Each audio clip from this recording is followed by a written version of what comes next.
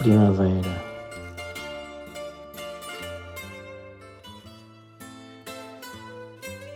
Passou o equinócio, a divisão honesta da minha luz e escuridão.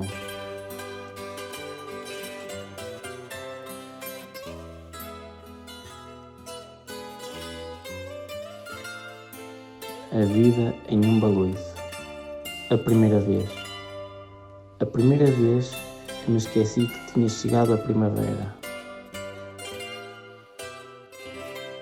Primavera. Eu que sou do signo da balança, não peso mais nem o dia nem a noite. No relógio do meu coração, o sol nasce sempre ao mesmo tempo. Quando despertas tu?